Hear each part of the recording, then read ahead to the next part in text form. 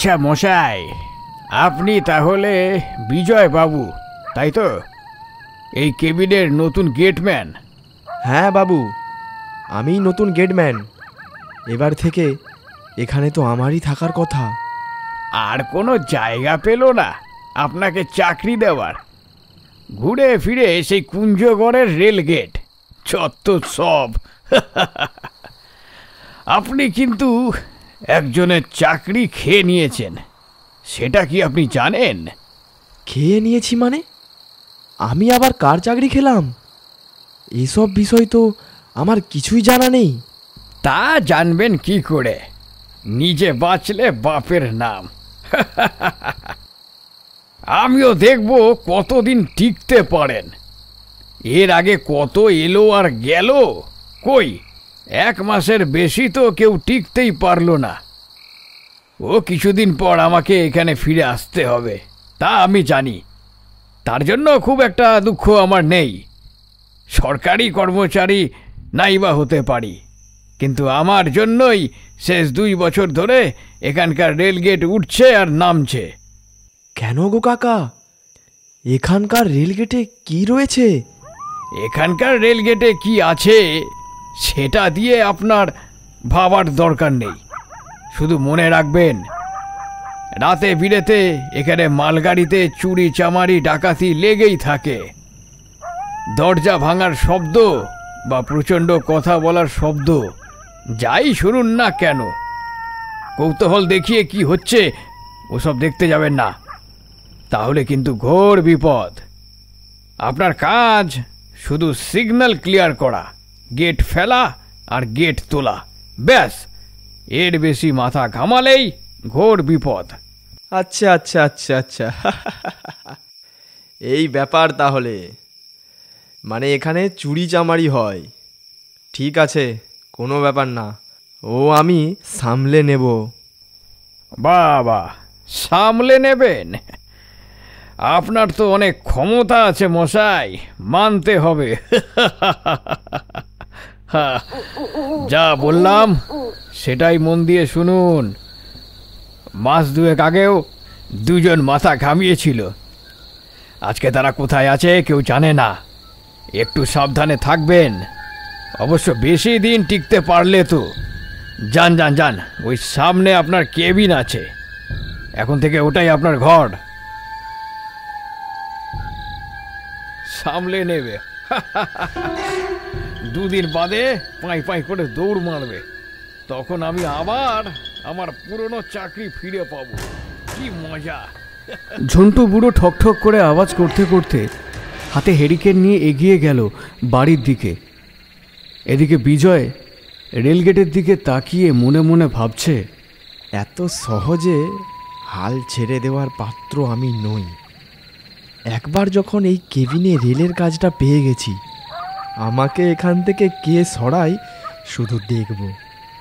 যেভাবেই হোক আমি আমার কাজটা বুঝে নেব। ওই বুড়ো অনেকগুলো ভুলভাল কথা আমাকে বুঝিয়ে গেল। ভেবে ঠান্ডাটা বেশ জাঁকিয়ে পড়েছে। ঘড়িতে এখন সময় 8:30। তা সত্ত্বেও খুব একটা গ্রামবাসীকে এই রেল স্টেশনের পাশাপাশি বা গোটা গ্রামে কোথাও লক্ষ্য করা যায় না। ওপরে চাঁদের আলো রেল লাইনের পাশে কেবিন আর গাছের মধ্যে পড়েছে। বিজয় কেবিনের ঘরটা খোলে, ভেতরে ব্যাগপত্র রেখে চেয়ারের মধ্যে বসে পড়ে। ঘরের ভেতরে জ্বলছে টিমটিম করে একটা লাইট। সামনে একটা কম্পিউটার স্ক্রিন, যেখানে ট্রেনের সময় এবং সিগন্যাল নির্ধারণের নোটিফিকেশন চলে আসে। ডান দিকে রয়েছে একটা ছোট্ট জানলা, যেখান থেকে বাইরের দৃশ্য দেখা যায়। আর দেখা যায় রাস্তার এপার থেকে ওপারে একটা করে রেলগেট। আর দূর থেকে ছুটে আসা ট্রেনটাও এই জানলা থেকে বেশ ভালোই লক্ষ্য করা যায়। বেশ কিছুক্ষণ চেয়ারে হেলান দিয়ে বসে বিজয় কম্পিউটার স্ক্রিনের দিকে তাকিয়ে রয়েছে, পরবর্তী সিগন্যালের অপেক্ষায়। কম্পিউটার স্ক্রিনে সময় বলছে 9:15। হঠাৎ করে স্ক্রিনের মধ্যে নোটিফিকেশন আসলো সিগন্যাল রেড করার জন্য, এবং বিজয় দেখতে পেল দূর থেকে একটা মালগাড়ি এগিয়ে আসছে। অগত্যার দেরি না করে খুব তাড়াতাড়ি বাইরে বেরিয়ে এসে রেলগেটটাকে সে ফেলে দিল। আচ্ছা, তাহলে আমার কাজ শুরু হলো। সিগন্যালও লাল হয়ে গেছে, আর দূর দূর পর্যন্ত কোনো মানুষজনকেও তো দেখতে পাচ্ছি না। মনে হয় না কেউ আর আসবে। রেল গেটটা না ফেললেও কেবিনের ভেতরে ঢুকে বিজয় কম্পিউটার স্ক্রিনের দিকে তাকিয়ে যেটা বুঝলো, এই কয়লায় ভরা ট্রেন সিগন্যাল খেয়ে মোটামুটি 1 ঘন্টা এখানে দাঁড়াবে।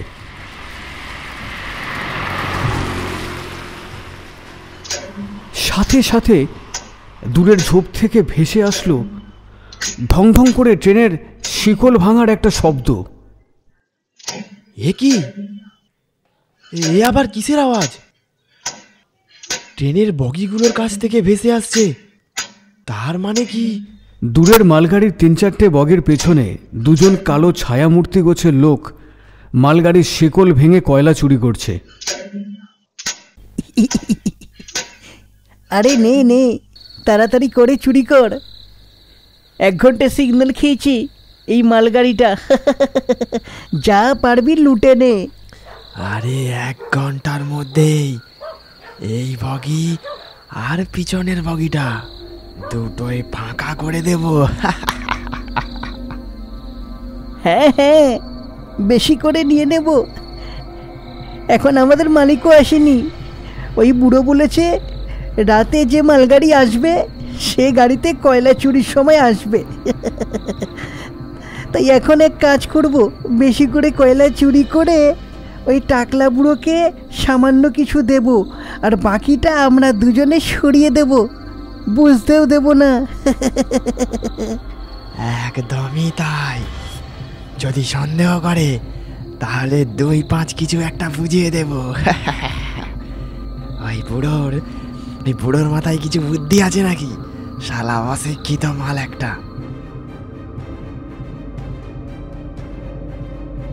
আমি কি যাব ওই ঝোপের ধারে? ওদেরকে কি মানা করব? না থাক, সেটা বোধহয় আমার ঠিক হবে না। আচ্ছা যাই না একবার। মালগাড়ির কয়েকটা বগি পিছনে দুজন কালো ছায়ার বিভিন্ন রকমের হাসি সহ কথাবার্তা ভেসে আসছে। বিজয় একবার ভাবছে ওখানে যাই।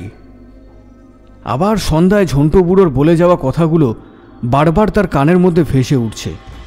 এখানকার রেলগেটে কি আছে সেটা দিয়ে আপনার ভাবার দরকার নেই। শুধু মনে রাখবেন, রাতে বিরেতে এখানে মালগাড়িতে চুরি চামারি ডাকাতি লেগেই থাকে।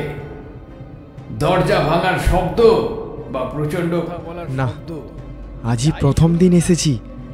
এভাবে জীবনে ঝুঁকি নিয়ে ওখানে যাওয়াটা একদমই ঠিক হবে না। ঝন্টু বুড়ো আগে থেকে আমাকে সাবধান করেছে। থাক, যাব না। আর তাছাড়া আমি গিয়েই বা কী করব? আমার যতটুকু কাজ সেটা আমি করে দিয়েছি। রেলগেট ফেলে দিয়েছি, সিগন্যালও লাল হয়ে গেছে। আমার কাজ আমি সম্পন্ন করেছি। বাকিটা রেলওয়ে কর্তৃপক্ষ দেখে নেবে। আমার তো তেমন কিছু ক্ষতিও হয়ে যাচ্ছে না। নে নে, তাড়াতাড়ি নে। বেশ অনেকক্ষণ সময় চলে গেছে, আর খুব একটা সময় নেই হাতে। এই বাকিটা মোটামুটি খালি করে দিয়েছি। এই বগিতে কয়লা নেই বললেই চলে। চল চল চল, পরের বগিতে চল। হ্যাঁ হ্যাঁ সমরদা, চলো ওদিকে যাওয়া যাক। ওই সামনের বগিটা ভাঙো। কেবিনের ভেতর থেকে বিজয় এক দৃষ্টে ঝোপের দিকে তাকিয়ে কান খাড়া করে শুনছে সেই দুজন কালো ছায়ার কথা। হঠাৎ কম্পিউটার স্ক্রিনে একটা নোটিফিকেশন আসার সাথে সাথেই একটা শব্দ হয়ে ওঠে, আর বিজয়ের ধ্যান চলে যায় কম্পিউটারের দিকে। সে দেখল দেখতে দেখতে 1 ঘন্টা পার হয়েছে এবং মালগাড়ি ছাড়ার সময় হয়েছে। সাথে সাথেই সে সিগন্যাল গ্রিন করে দিল। আরে সর সর, ট্রেন সিগন্যাল দিয়েছে, হর্ন মেরে দিয়েছে, সরে যা, কাটা পড়বি তো। আরে যা যা, আর কিছুক্ষণ সময় দিলেই বেশ অনেকটা কয়লা সরিয়ে দিতাম, বুঝলে? এই অন্ধকারের কুয়াশাকে চিরে ট্রেন সিগন্যাল পেয়ে তার নিজস্ব গতিতে গন্তব্যস্থলের দিকে এগিয়ে যাচ্ছে। নে নে, আর কত চুরি করবি কর। সরকারের কয়লা, বেশ ভালোই চুরি করে নিচ্ছিস তোরা। তোদের মনে হয় এই টাকা তোরা ভোগ করতে পারবি? সত্যি তোরা অশিক্ষিত চোর কোথাকার। যদি কোনোদিন তোদেরকে হাতে পাই, তারপর দেখিস। ট্রেনটা চলে যাওয়ার পর জায়গাটা কেমন যেন দুমড়ে মুচড়ে পড়ল। অদূরে সবকটা সিগন্যাল লাল হয়ে আছে। দূরের ঝোপঝাড়ের পেছন থেকে ওই ছেঁচা দুটোর গলার শব্দ আর আসছে না। ওরা মনে হয় কয়লা চুরি করে নিজের ঘরে ফিরে গেছে। রেল লাইন বরাবর মোটা কুয়াশার চাদর নেমে আসছে ধীরে ধীরে। তার সাথে জাঁকিয়ে বসেছে ঠান্ডা। দূরে কুকুরগুলো চিৎকার বন্ধ করে দিয়েছে অনেকক্ষণ আগে। বিজয় তার কেবিনের কম্পিউটার স্ক্রিনে দেখল ট্রেন আসার আর কোনো সম্ভাবনাই নেই। ট্রেন আর আসবে না বলেই মনে হয়। কম্পিউটার স্ক্রিনে তো কোনো সিগন্যালও দেখতে পাচ্ছি না। আর তাছাড়া স্যার তো বলেই দিয়েছিল এই লাইনে রাত 10টার পর থেকে আর কোনো ট্রেন থাকে না, আবার সকালবেলা আসে। এত ঠান্ডার মধ্যে জেগে থেকে আর কি লাভ? দরজা জানলা আষ্টে পিষ্টে বন্ধ করে শুয়ে পড়বো নাকি? গভীর ঘুমের কারণে যদি কোনো ট্রেন আসে, কোনো শব্দ না পাই, তাহলে তো বিপদ হয়ে যাবে। চাকরি বলে আর তো কিছু থাকবেই না। এই না না না না না, দরকারই নেই, থাক, জেগেই বসে থাকি। বিজয় কিছু ঠিক করতে পারছিল না সে কি করবে। আপাতত একটা চেয়ারে হেলান দিয়ে বসে সামনে আরেকটা চেয়ারের উপর পাটা তুলে দিল। এই অবস্থায় সে ভাবতে থাকলো ঘুমাবে কি ঘুমাবে না। যদি চোর ছেঁচড়াগুলো আবার এখানে চলে আসে তাহলে আরেক বিপদ হয়ে যাবে। না না বাবা, একদমই দরকার নেই ঘুমানোর। যদি শয়তানগুলো এখানে চলে আসে, রাতে যদি ট্রেন চলে আসে। না, ট্রেন কি করে আসবে?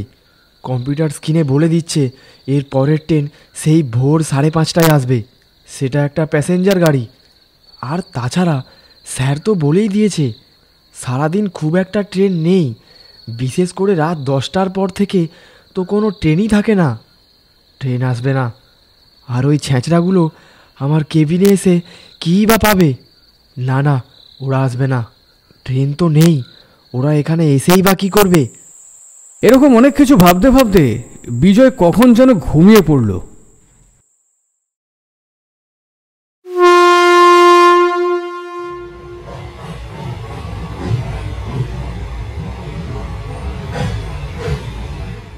খুব গভীর রাতে হঠাৎ একটা ট্রেনের হুইসেলের শব্দে বিজয়ের ঘুমটা ভেঙে যায়।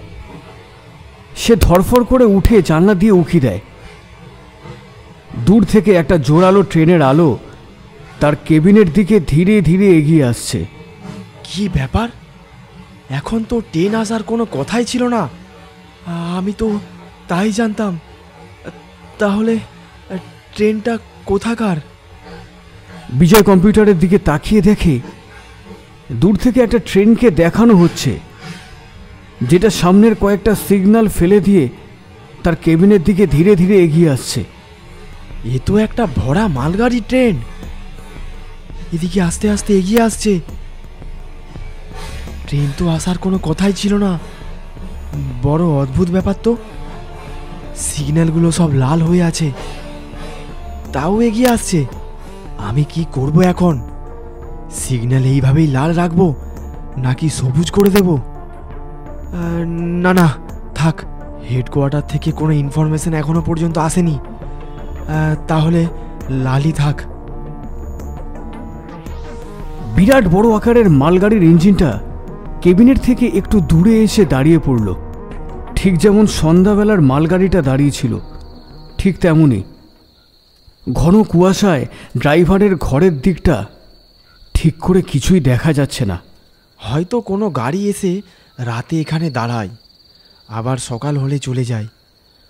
ততক্ষণ হয়তো আমার কাছে ওপর মহল থেকে অনুমতি চলেই আসবে সবুজ সিগন্যাল দেওয়ার জন্য।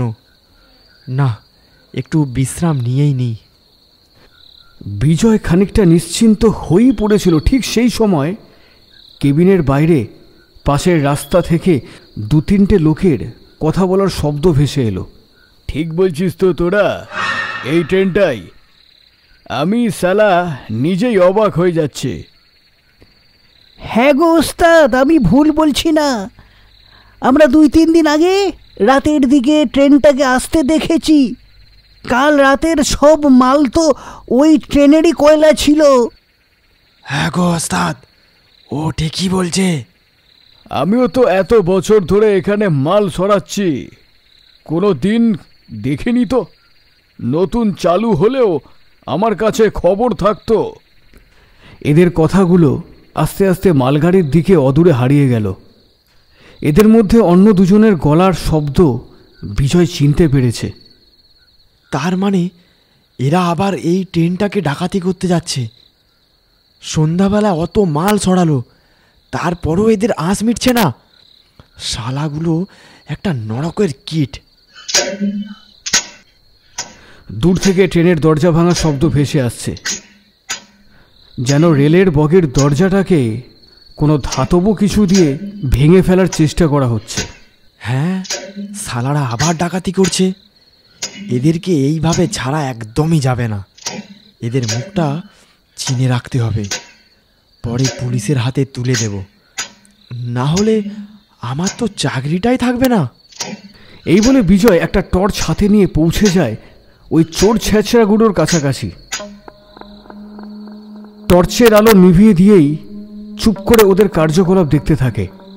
তোরা সন্ধ্যাবেলা ট্রেন থেকে কদিন ধরে বেশি মাল সরিয়ে আমায় 2 পয়সার কয়লা ঠেকাচ্ছিস। সালা, তোরা যবে জন্মাসনি তখন থেকে আমি হাত সাফাই শুরু করেছি। আমায় শেখাতে আসিস না। না গো ওস্তাদ, একদম ঠিক কথা বলছি। আমরা সেরকম করে মাল সরাইনি গো। হ্যাঁ, সত্যি বলছি গো ওস্তাদ। 2 দিন ধরে ট্রেনটা বেশিক্ষণ দাঁড়াচ্ছেই না। দরজাটা ভাঙতে তো একটু সময় লাগবেই। তো ভাঙার পরে যতক্ষণে 2 বস্তা মাল নামাই, ততক্ষণে দেখছি ট্রেনটা আবার ছেড়ে দিচ্ছে, হর্ন মেরে দিচ্ছে। ঠিক আছে ঠিক আছে, আমিও খবর নিচ্ছি। যদি দেখি না তোদের কথা মিথ্যে, তাহলে তোদের গর্দান নেব, এ কথা মনে রাখিস। আর রোজ রাতে এই গাড়িটা কবে থেকে আসা শুরু করেছে তার খবর নিতে হবে। এ তো দেখছি একদম কয়লায় পুরো ঠাসা। নে নে নে, হাত লাগা, দেরি করিস না। ওই দেখো ওস্তাদ, ওখান থেকে কে যেন আমাদের দিকে দেখছে। ওই ওই ওই ওই, কে রে? কে ওখানে? এখানে বেরিয়ে আয়। ওদের মধ্যে থেকে একজন বিজয়কে দেখে ফেলে। তুমি কে বাবা জনার্দন? এত তাড়াতাড়ি মরবার ইচ্ছা? হ্যাঁ, তোমায় তো দেখে মনে হচ্ছে এই কেবিনে নতুন এসেছো। আগের বুড়োটার কি হলো? ওকে আমরা এখানে লাগিয়ে দিলাম কাজে, যাতে আমাদের কাজের কোনো সমস্যা না হয়। তোমায় কি খোকা সরকার পাঠিয়েছে নাকি? একদমই তাই। আমি হলাম সরকারের কর্মচারী। তোমাকে ভয় পাওয়ার কোনো প্রয়োজনই আমার নেই। আসতাম না, শুধু তোমাদের মুখটা চিনে নেওয়ার জন্য এলাম, যাতে পরে পুলিশকে ভালো করে তোমাদের বর্ণনাটা দিতে পারি। কি বললি? পুলিশ?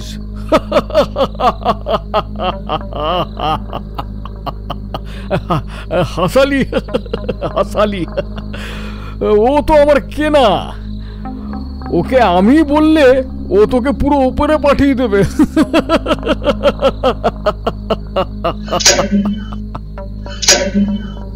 এ আবার কিসের শব্দ? অন্য কোনো পার্টি নাকি ওস্তাদ?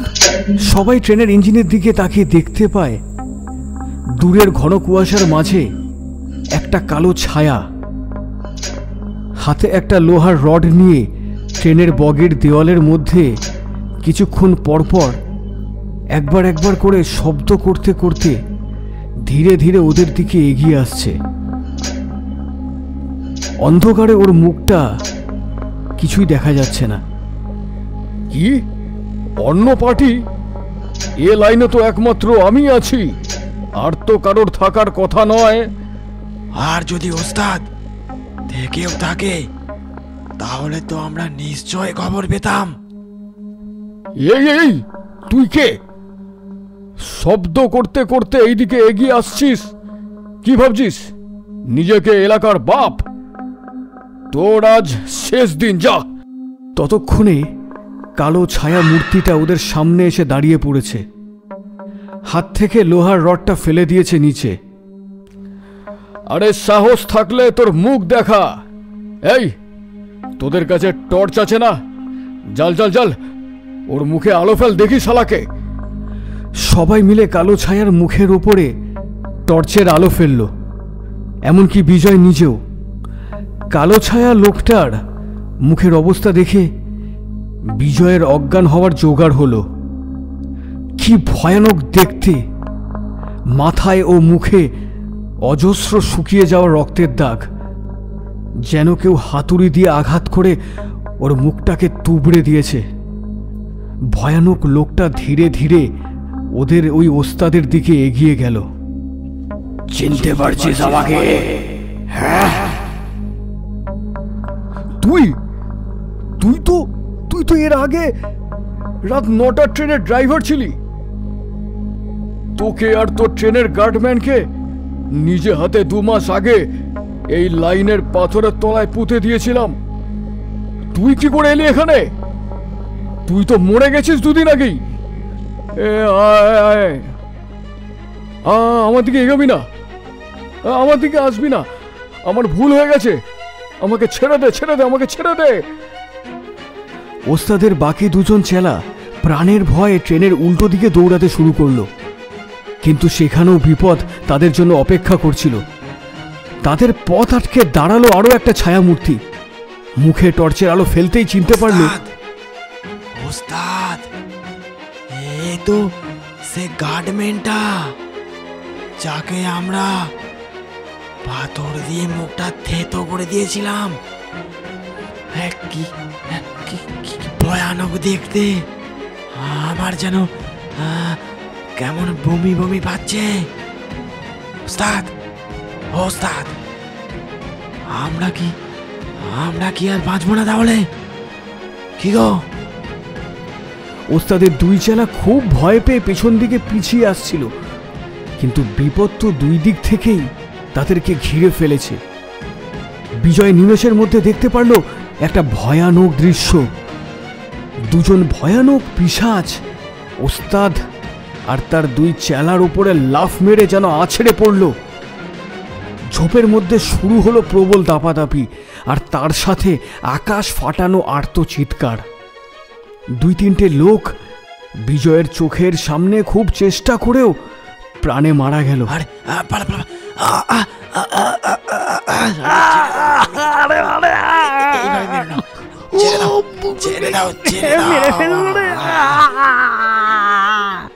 দুজন ভয়ানক মূর্তি বিজয়ের দিকে তাকিয়ে কর্কশ গলায় বলল, এখান থেকে পালাস না, তুই খুব সাহস দেখিয়েছিস।